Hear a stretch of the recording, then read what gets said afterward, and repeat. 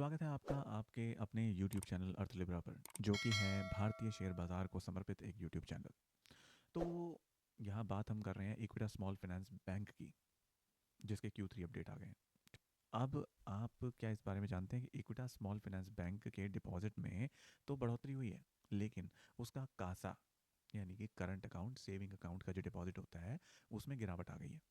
आज की वीडियो में हम इस बदलाव को समझेंगे और यह आपके निवेश के फैसलों पर कैसे असर डाल सकता है, ये जानने का प्रयास करेंगे। इक्विटा स्मॉल फाइनेंस बैंक ने जनवरी 4 2025 को अपने Q3 के फाइनेंशियल अपडेट्स जारी किए।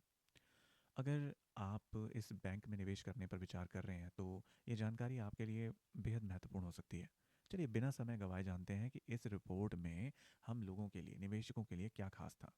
इक्विटा स्मॉल फाइनेंस बैंक ने अपने कुल डिपॉजिट में 40,738 करोड़ का आंकड़ा छुआ है, जैसे कि आप देख सकते हैं, जो पिछले क्वार्टर से 2.21% और पिछले साल से 25.79% की बढ़ोतरी को बता रहा है। लेकिन एक चिंता की बात यह है सामने आई है कि बैंक के कासा डिपॉजिट में 4.24% की कमी आ गई है और साल दर साल यह गिरावट 9.79% रही है। अब कासा डिपॉजिट उन खातों के माध्यम से जमा होते हैं जो करंट अकाउंट और सेविंग अकाउंट के होते हैं। कासा डिपॉजिट को बैंक के लिए सबसे सस्ता तरीका माना जाता है जिससे कोई बैंक फंड जुटाता है। जब बैंक का कासा अच्छा होता है तो इसका मतलब है कि बैंक के पास सस्ती पूंजी है, कैपिटल है, जिससे वह अच्छे दरों पर लोन दे सकता है। इसका मतलब है कि बैंक के पास सस्ते पैसे का हिस्सा घट गया है, तो बैंक का कासा रेशो घटकर 29% पर आ गया है, जो पिछले क्वार्टर में 31% और पिछले साल इसी समय 33% था। कासा रेशो एक बैंक के कुल जमा डिपॉजिट में से करंट अकाउंट और सेविंग अकाउंट के जमा का अनुपात होता है। तो ये कासा रेशो होता है।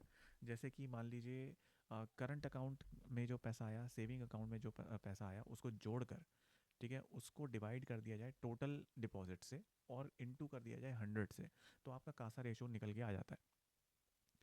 हालांकि बैंक के टोटल ग्रॉस एडवांस में अच्छा इजाफा हुआ है, बढ़ोतरी हुई है, जो 3.58% क्वार्टर ऑन क्वार्टर और 13.94% ईयर ऑन ईयर बढ़कर 37,345 करोड़ हो गया है। अब ग्रॉस एडवांस से क्या मतलब है कि बैंक ने अपने ग्राहकों को कुल कितने लोन दिए हैं, ये हुआ ग्रॉस एडवांस। अब यह लोन के कुल मूल्य को दर्शाता है, जो ग्रॉस एडवांस है, और बिना यह देखे कि कितने लोन खराब हो गए हैं या फिर एनपीए में बदल गए हैं। अब ये एनपीए क्या होता है हम आगे देखते हैं। एक बैंक के लिए जो अच्छा ग्रॉस एडवांस होता है उसका मतलब ये होता है कि बैंक ने बहुत अधिक मात्रा में लोन दिया है बाजार में, यानी कि इसका बिजनेस बढ़ रहा है और व्यापार बढ़ रहा है। तो ये एक तरीके से हम ग्रॉस एडवांस को देखें तो ये एक अच्छा संकेत है। लेकिन यह भी ज़रूरी है कि बैंक इन लोन पर बुरी स्थिति यानी कि बैड लोन्स का ध्यान रखे, क्योंकि इससे उसकी जो फाइनेंशियल स्थिति पर जो असर पड़ सकता है उसका पता लगता है। अब इसके अलावा बैंक का कॉस्ट ऑफ फंड्स जो है वो 7.49% पर रहा है, कॉस्ट ऑफ फंड्स, जो Q2 जो था हमारा फाइनेंशियल ईयर 2025 से थोड़ा कम है, लेकिन फिर भी पिछले साल से ज़्यादा है। अब ये कॉस्ट ऑफ फंड्स वो लागत होती है जो बैंक को अपनी पूंजी या कैपिटल को जुटाने के लिए उठानी पड़ती है। ठीक है, तो एक तरीके से ये वो पूंजी है जिसे लगा के बाजार पैसा कमा रहा है। तो इसमें मुख्य रूप से जमा पर ब्याज जो होता है, जैसे मान लीजिए आपने आज 100 रुपया बैंक को दिया तो उस पर 3.50% जो ब्याज देगा बैंक आपको, वो उसका कॉस्ट ऑफ फंड्स हो गया। यानी कि वो 100 रुपये अपने पास रखने के लिए उसने आपको 3.50 सालाना का ब्याज देके वो 100 रुपये अपने पास रोक लिया, तो ये कॉस्ट ऑफ फंड्स हो गया। तो इसके अलावा बहुत सारे दूसरे भी खर्चे होते हैं, ठीक है, वो भी इस कॉस्ट ऑफ फंड्स में जुड़ते हैं।